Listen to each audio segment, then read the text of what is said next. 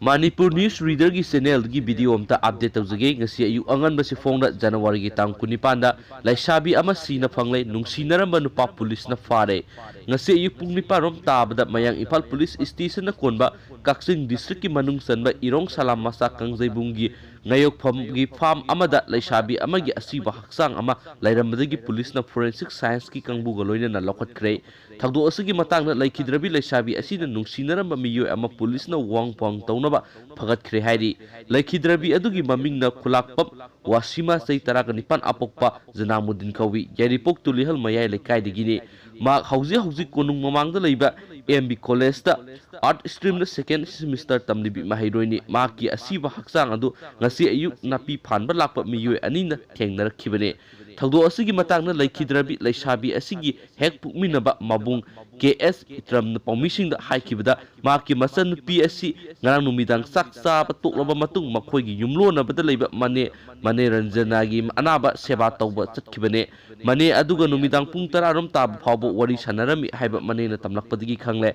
madugi matung tumba sangkibadagi ngasi ayuk thiba khangna leirakpane nupi oibigi sen chongwa taromgadra khanduna paw haidokpa lakadra haina ngaiduna lekhi adubu kanamata lakhide ayuk pung 12 rom tarakpada irongda nupi amagi asiba haksang ama lairi haina hainarakpadagi sattuna yenglubada wasima oiramkhibane masalgi misi asi singnei kanaguma kharana nupi oibigi ikai khumra manghalba matungda hatoklaga hundolamgadra haibigi singnaba lei sarkarna misi asigi asengma langlangjen puthokpiyo haike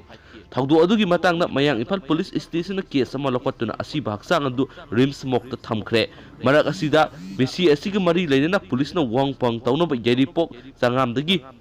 Mathak Laikhaidagi MD Said Saikun Manga Apokpa MD Ithem ko miyo ama phagat khre ma ngasi nungthil Laikhidrabi Wasima gi Laikai gi nupi sing na thawba Khetri Laikhaidagi pharaga Laikhidrabu Wasima gi Laikai da puraklaba matung police ta sinakibane police na Said makhatana wangpang tawnaba phajin khre mangonagi mobile phone ama su sis tawkhre marak asida Laikai gi biam na MD Said police ta sinaba yaro hain irang horokki adubu additional SP Ratan nga sekpam Porampat PS ki SDPO ke Suras Mayang PS ki OC yauna police ki makok thongmu official sing laktuna miyam adubu ningthina control tokhi tungda nungthil pung mari makai khre helakpada MD Said gari da haplaga puraga satkibane Laikhidrabi Wasima gi mane ranjana na pawmising da haikibada ngarang numidang pung 10 phawbudi Wasima mahak ki manakta leramkhi masigi matungna mahak tumkhre ngasi ayuk pung 3 rom tabada mikap tholakpada Wasima leramdabdagi mahak ki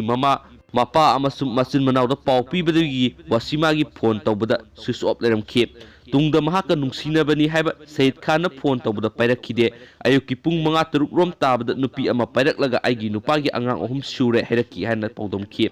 Wasima gi mamanabi singna phongdokkibada Said amasung Wasima khangnarakpa sahi 3 rom sure hairi nakal amaromda misi asigi matangda ngasi nungthil turihal mayai lekai program da state ki thaki CSO singna saruk yaduna miyanggi oiba mifam ma pangthokre